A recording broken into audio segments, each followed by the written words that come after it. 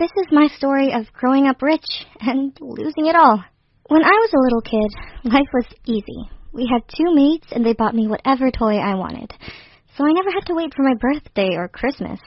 I also went to an expensive school, but I never did any homework because my dad hired a tutor who did all the work for me.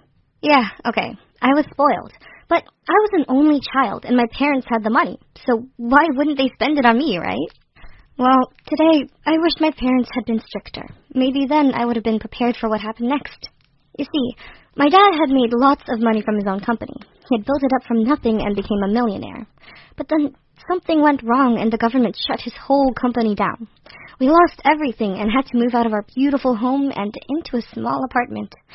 Luckily, we weren't homeless, but still, life became very hard overnight. While my parents were struggling to find jobs, I was struggling with the most basic things, like getting myself ready for school.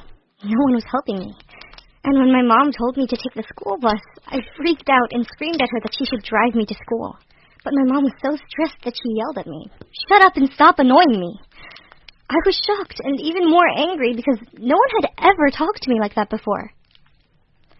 After a few weeks, I switched from my private school to a public school, and things were very different. The food tasted horrible, and most of the teachers couldn't remember my name. I also got some pretty bad grades, and instead of helping me, my parents just called me lazy.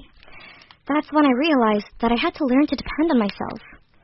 Even though those were the toughest years of my life, I'm grateful for the experience now.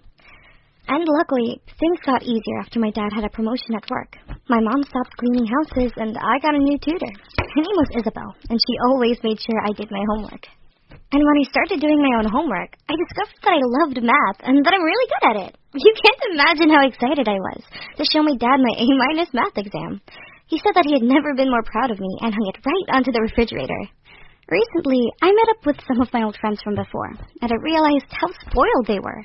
One of them complained how her father refused to buy her a new designer bag, even though she already had so many of them. To me, it seemed ridiculous to complain about something so unimportant and stupid, but maybe I would have been just like her if my parents hadn't lost it all. Now I'm at college studying engineering, while also working at a clothing store 5 days a week to help pay my tuition. I'm always tired, but I don't want to complain because I know that many people have it much, much harder. It sounds strange, but I'm kind of glad my parents went broke. It forced me to work hard, overcome challenges, and appreciate what I have. I'm a useful person now, and not just some entitled leech. My dad had always been a ladies' man. You know, the kind of person who flirts with the supermarket cashier and wears a gold watch and chain. I don't know what my mom saw in him. She was kind and caring. After I was born, she gave up her career as a nurse to stay home with me. She made a lot of sacrifices for us. Unlike my mom, Dad was selfish. He spent most of his wages on himself, and sometimes it was hard for Mom to pay all the bills with what was left. She wouldn't speak up about it, though.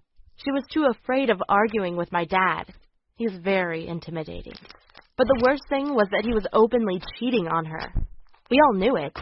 Sometimes he didn't come home until really late, if at all, and my mom often cried because of it. I remember when I was 9.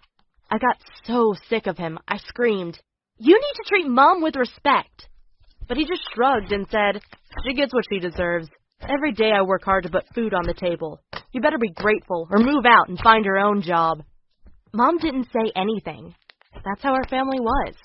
No one dared to speak out against my dad. We were all scared of him.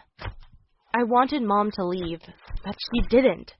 So part of me blames her for what happened next. My dad's uncle died and left him a lot of money. A decent man would use it to build a better life for his family, right? Not my dad. He didn't even tell us about the money. Instead, he told Mom he was leaving her and walked out with just a small bag of things. I guess he figured he didn't need his stuff because he could buy everything new. Mom was absolutely devastated. I never heard anyone cry so hard. I ran over and hugged her, saying, "Don't worry, Mom, you still have me." But after they split up, she became very depressed. She had to find a new job, but it had been too long since she'd left nursing, so she became a cashier. She couldn't afford to pay the rent on our home, so Mom and I moved into a studio apartment and slept on mattresses on the floor. We lived like this for over a year, and I felt so bad for my mom. Dad didn't even try to get in touch with us. I was 13 when I was at the mall and saw my dad again. He was with a girl who was maybe 20 or something. I was disgusted. Had Dad divorced Mom to date this girl? I followed them back to their car, but it wasn't just any car, but a brand new BMW X5. How did Dad get the money for it? I knew I had to find out where he was living, and went to the police.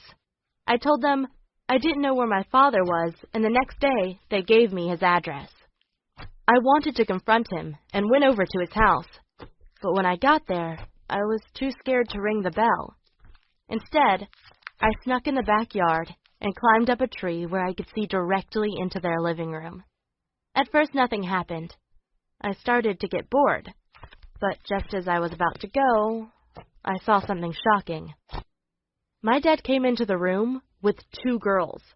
One was the girl I'd seen the other day, and the other looked so similar they could have been sisters. They were both in their 20s, while my dad was in his early 50s. I won't go into detail about what I saw, but one woman was wearing a bunny costume, while the other was wearing a schoolgirl uniform. It was gross. Back home, I wasn't sure if I should tell my mom, but I decided she had the right to know. I told her about Dad's new house, but not the two women with him. I didn't want to hurt her feelings more than necessary.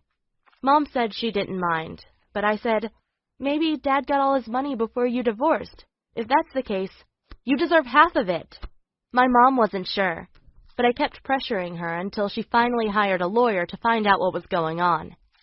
It took a few months for the lawyer to get access to my dad's bank transactions. But when he did, we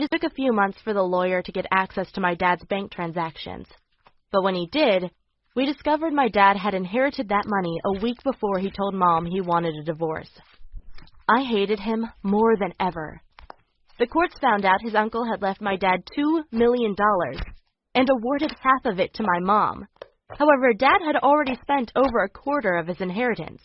So after he paid my mom, he complained he only had $400,000 left. But my dad's shameless.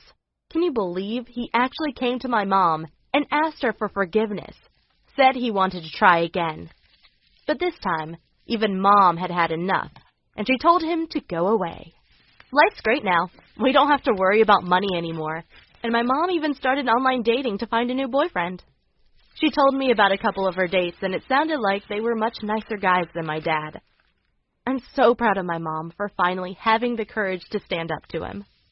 Ever since I was born, my parents completely ignored me, so it's no wonder that I turned out weird. When I got into primary school, a girl asked me when my birthday was, and I responded, "What's a birthday?" The girl looked confused, saying, "It's the day you get presents because you turned 1 year older." I said, "Oh right, I saw that on TV, but my parents don't do that." You see, I was raised by a nanny. She sometimes took me to the playground so I could interact with other kids, but that was rare. Normally, she told me to stay in my room and be quiet, so I never learned how to make friends.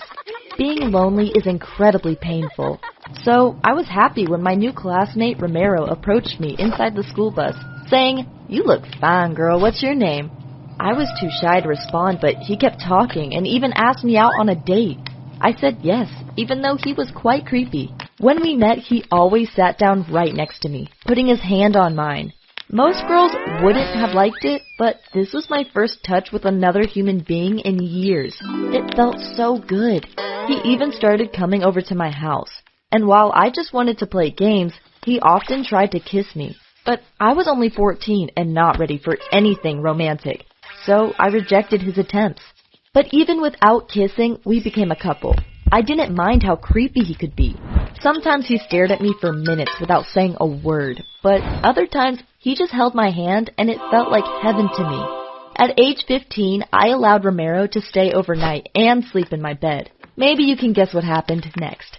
I got pregnant and only found out about it when my belly grew bigger. I told Romero about it and he got really angry. Screaming, "How stupid do you have to be to get pregnant? My parents are gonna kill me if they find out." I responded, "Don't worry, I will keep it a secret," and Romero finally calmed down. You see, because of my social anxiety, I avoided conflict at all costs. Whenever Romero got angry, I did everything I could to make him stop screaming at me. But I wasn't completely innocent either. I loved the idea of getting a baby. Finally, I would have a best friend, someone I loved and cared about. But while I was cooking myself dinner, my mother noticed my belly and asked, "Are you pregnant?" She hadn't talked to me in months, so this must have shocked her somehow. She called my dad over, and when he saw my belly, he said, "You can't give birth and keep living here. You will give the baby away once it's born." I wanted to say no, but was too afraid and just started crying. What if my baby would be adopted by a family that didn't care about it? No way I would let that happen.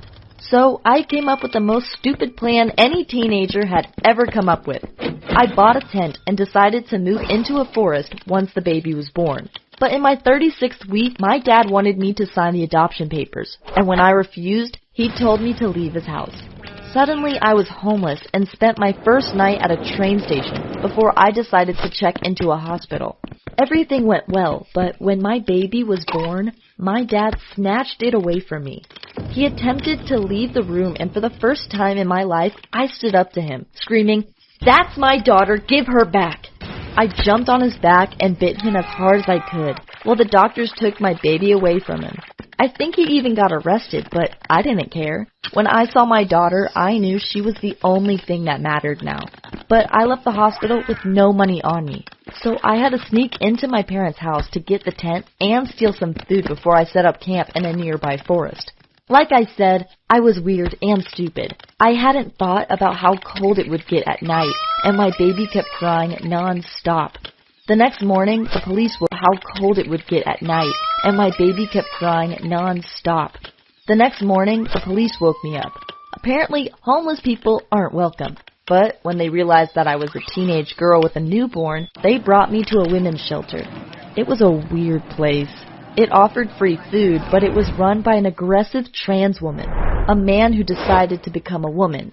Everyone was scared of her. One time, she came over to my baby and stole her pacifier.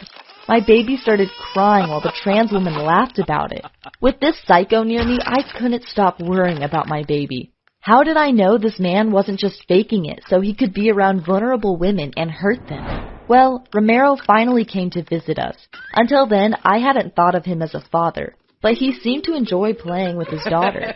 I could tell it by the way he looked at her. At the end, he said, "You can't stay here. You aren't safe with those druggies around you." But where shall I go? My parents aren't the nicest people, but when they see the baby, they might change their mind and let you two move in with us.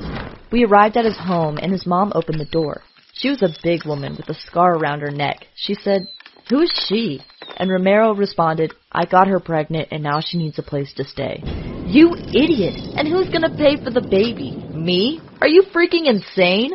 You won't have to pay for anything. I will get a job and take care of her financially. Ha! So you drop out of school and become a loser like your dad. Just let her live here for a month. His mom took a look at the baby and said, "Ugh, no way this thing is gonna move in here." We left disappointed, but the following week, Romero found a job as a cashier so he could rent a small apartment. I believed Romero wanted to become a responsible father, but instead, he became a bigger and bigger jerk. He enjoyed owning me and forbid me to leave the apartment unless I was with him. His behavior got worse and worse until I finally had enough and spoke up to him. I said, "You don't respect me. You treat me like an object." "So what? I dropped out of school to take care of you. Show some gratefulness." I had enough, and while he was at work, I applied for several call center jobs because I wanted to become independent.